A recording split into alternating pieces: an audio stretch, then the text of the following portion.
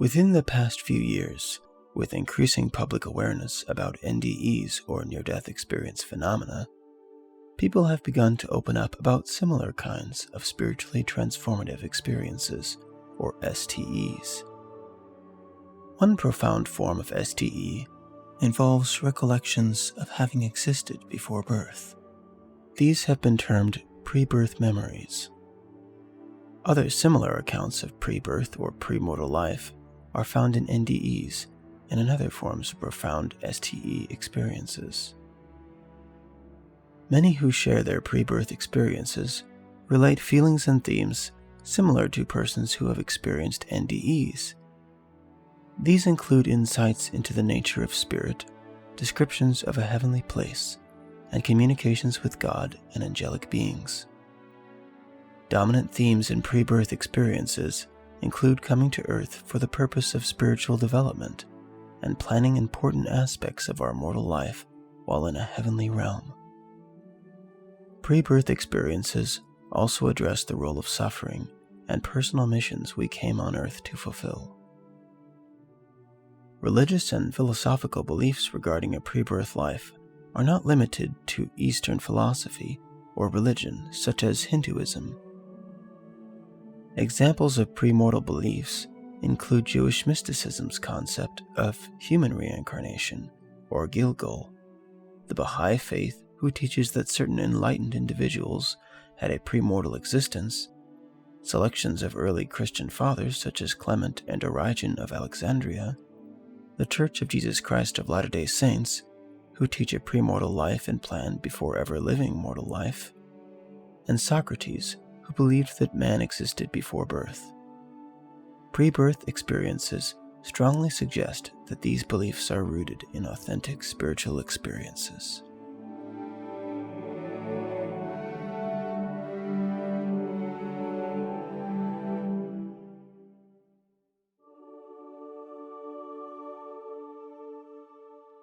My son, he was 3 at the time, so this is before his Buddha phase. But one time he was 3 years old and I was putting him to bed. And he said to me, Mom, before I was born, I was talking to God. And of course I wanted to know, what does God look like? Is it God male, female? What is God? And he said, God, it looks white. It's white, but it's God. And he said, so before I was born, I was talking to God and he told me I had to come down and be a human. And I said, well, what did you say to that? I told him I didn't want to come. Why not? Well, because it's so nice over there, Mom, and it's not so nice over here. And so did you tell God that? And he said, yeah, I did. And I said, well, what did God say? Well, he told me I had to come down and be a human. So I asked if I could see my mother. And he showed me a picture of you, like a photograph. And I looked at it and I said, oh, she looks mean. And I don't want to come down and be her son. I'm after the experience, not what I think about it, right? Oh, I said, okay, yes. And then what did he say to that? He said, that's who your mother's going to be. And you're to come down and be a human. He said, so when God tells you to do something, Mom, you do it. And I got inside your body. And then when I was born and I looked at your face, I thought, oh, you're beautiful. And I'm glad you're my mom.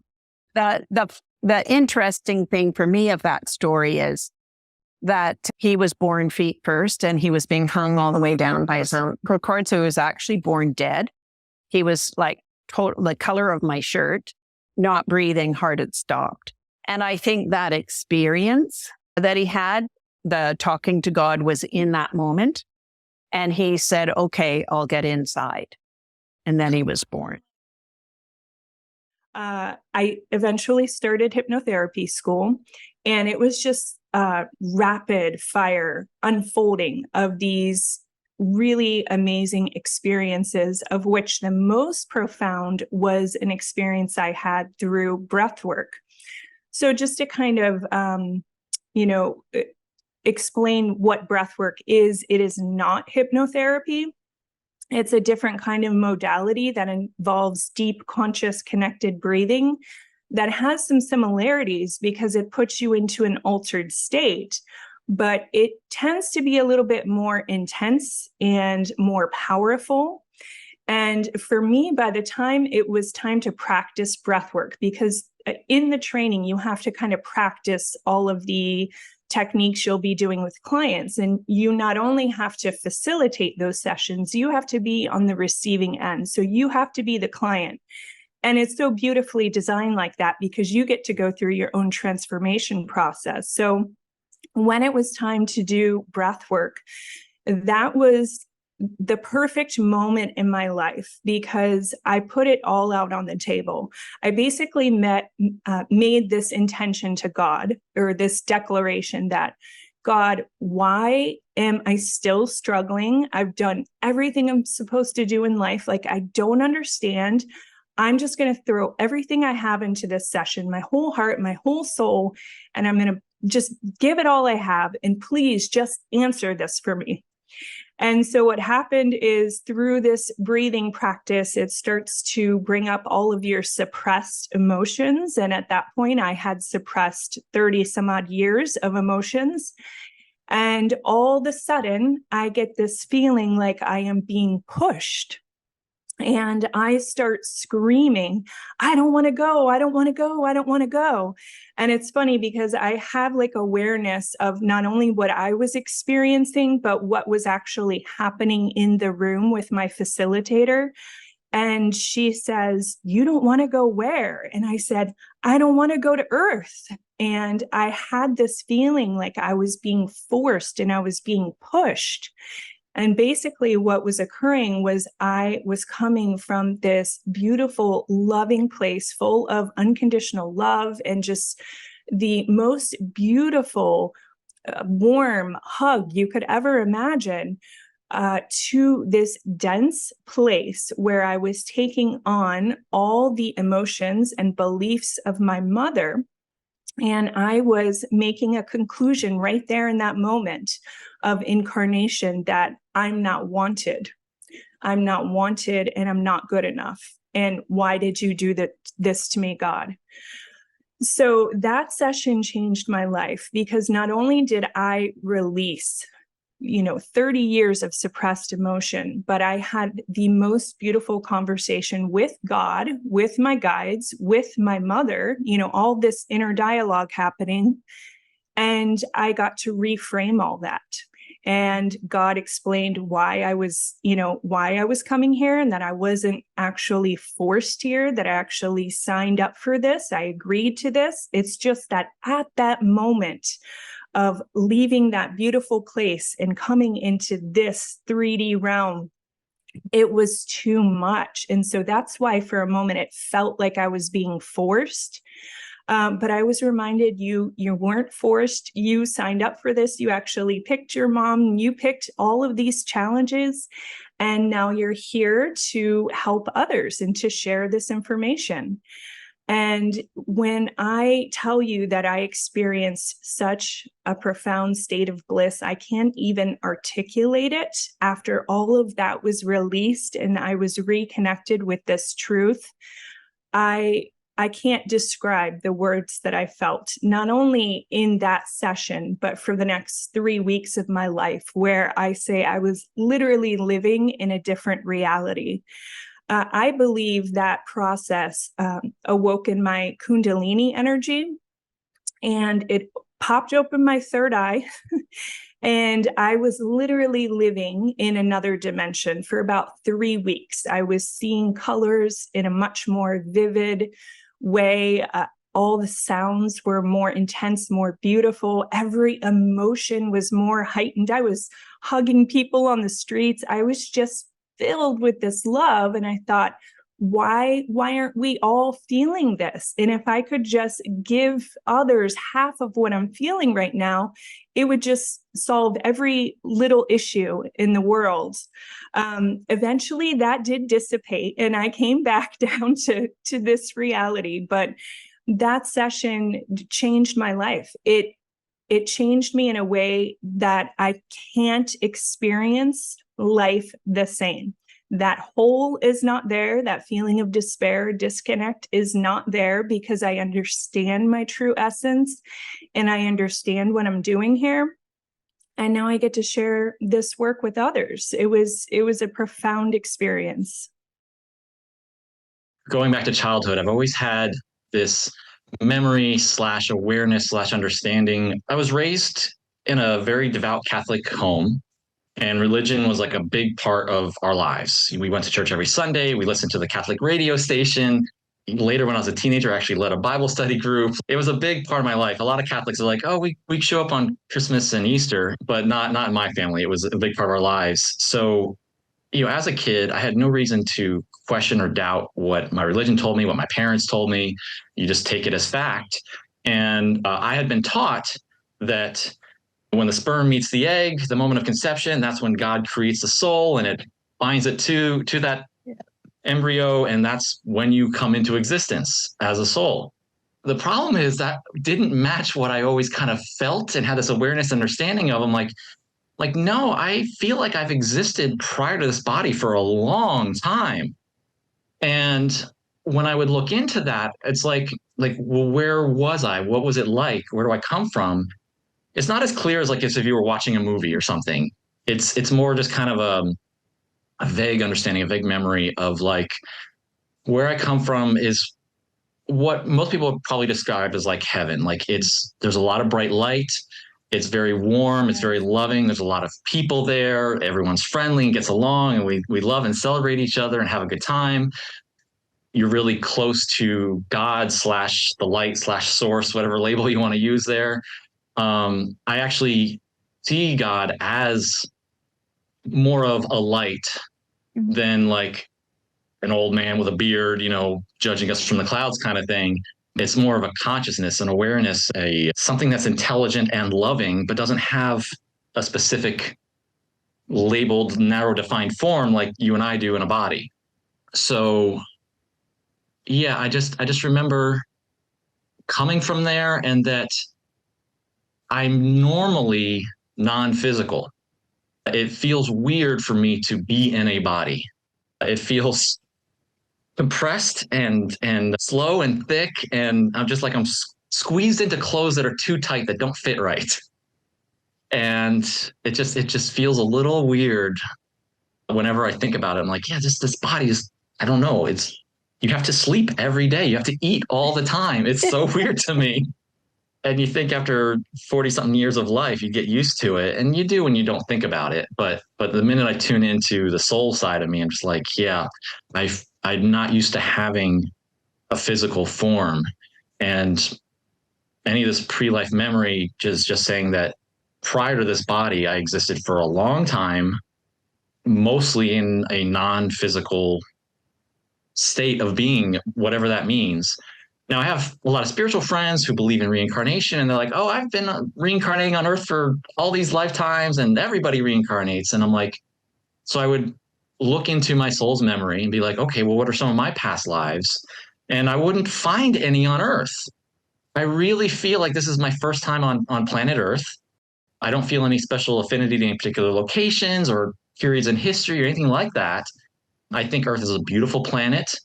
I love humans. I'm here to help, and I just don't feel like I've been here before. I've always had this feeling like I'm just visiting. It was very intentional. I know it was voluntary completely, that I came here by choice as a volunteer. I know that the timing was pretty specific. There was a window of a few years of when I could have been born, and anything before that would be too early. Anything later than that would be too late. I don't know why, but I just have those details that there was intention and specificity to all this.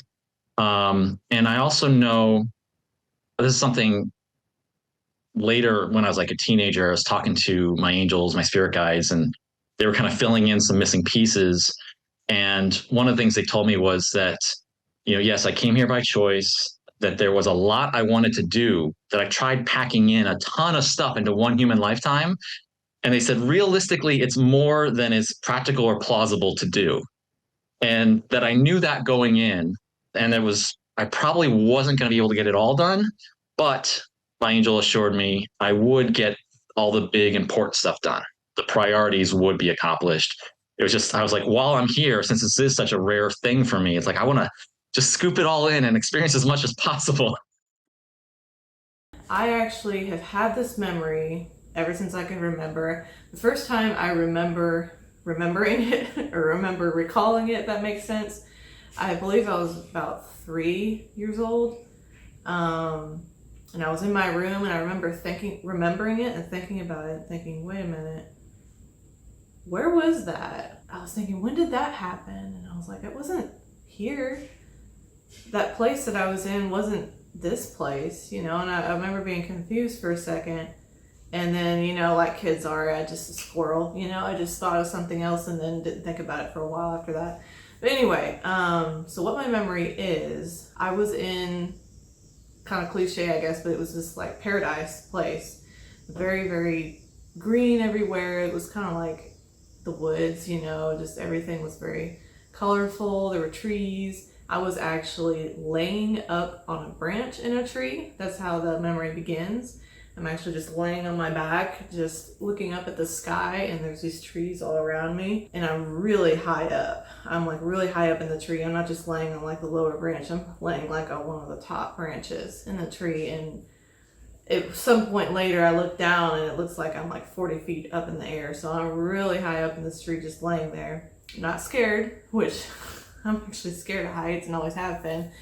So that's another reason why I know that it's not like, obviously nothing that happened here and not really a dream either. Because even in my dreams, I'm afraid of heights.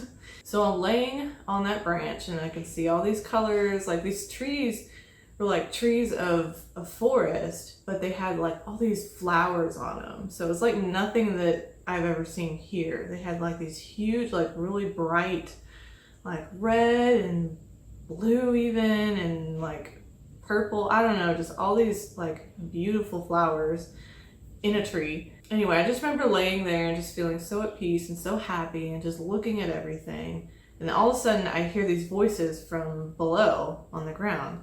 I hear these 2 girls. I hear them calling my name. And they actually, I'm pretty sure they actually said Sabrina. So it's like they knew what I was going to be named. Anyway, they were calling my name, and I looked down a little bit, just kind of peered over to see who was calling my name.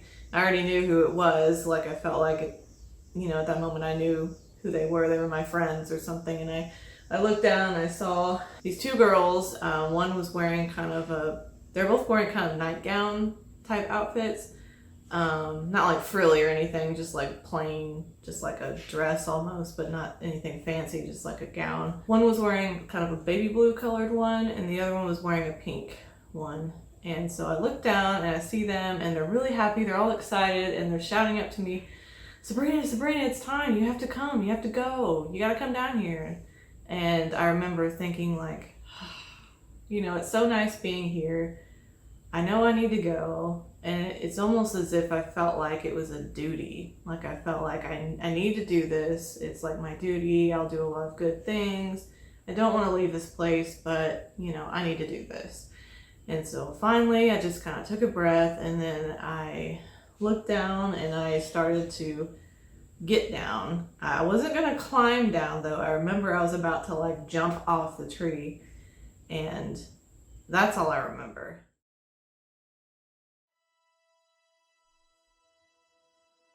These accounts were selected from among hundreds of pre-birth memories. While these stories arose spontaneously from memory, many similar descriptions are reported in near-death experiences. The selected accounts share stories of a life before birth with God, who is described as a brilliant white light. There it was peaceful and happy. They were surrounded by those who loved them. Earth stands in tremendous contrast to the love and light felt there. Yet, coming to Earth is described as a choice they made. They were not forced. They willingly came to live as a human being, to help those on Earth, to accomplish the missions they were sent to fulfill. It can be a great challenge to live on this earth, but knowing that we came by choice, with purposes known to a God that loves and cares for us, gives us a sense of meaning and value.